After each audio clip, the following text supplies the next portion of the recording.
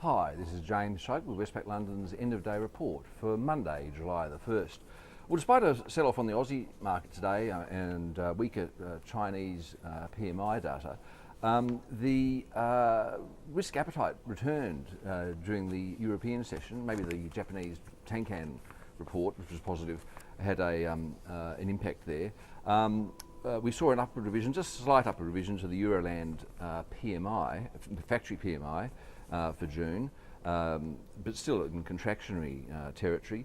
Eurozone unemployment hit a new cycle high of 12.1%, although that was in May. The April number was revised down from 12.2 to 12%, but still a new cycle high.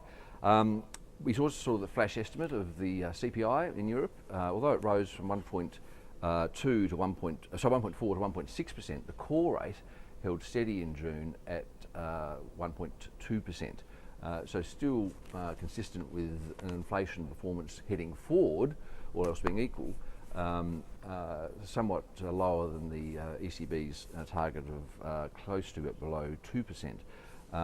There's speculation that this week there could be some forward guidance from the ECB at the Mario Draghi press conference. Certainly our view is that at some point there will be balance sheet expansion by the ECB.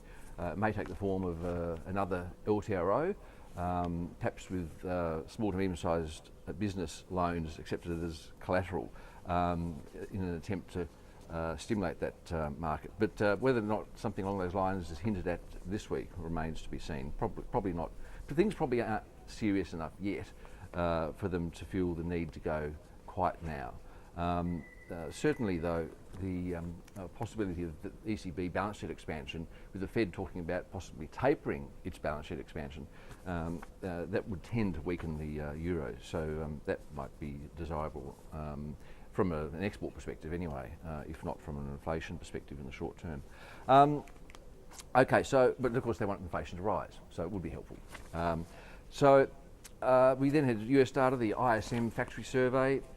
It rose from 49.0 to 50.9 in June, with orders and production stronger in the detail, but jobs weaker. Actually, their first contractionary reading since 2009.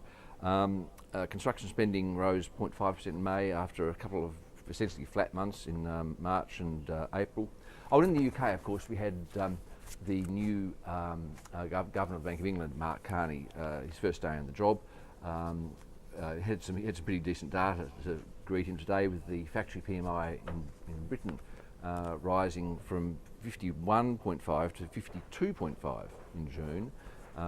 That's its highest in nearly 2 years, and also mortgage approvals jumped sharply to their highest in 2009.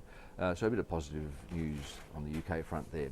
But look, the main story seems to be just risk appetite coming back into markets. The FTSE in London closed up 1.5%.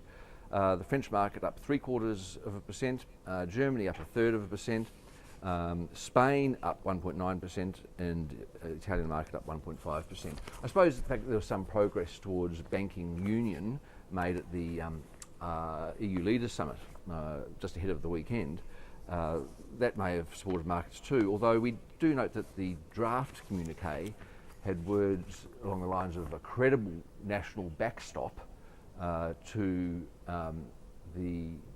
any ECB assessment that banks needed to be recapitalised, not actually appearing in the draft, in the final communique. The wording was softened somewhat. It talked about nations standing ready to support the banks, but the wording was softened from a credible national backstop, and that suggests that there's still argument going on between France and Germany in particular.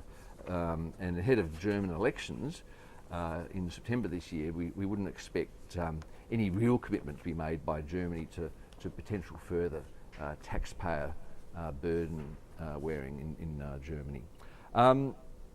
Okay, US markets, the Dow's up 1% at the moment. That's at 15,053.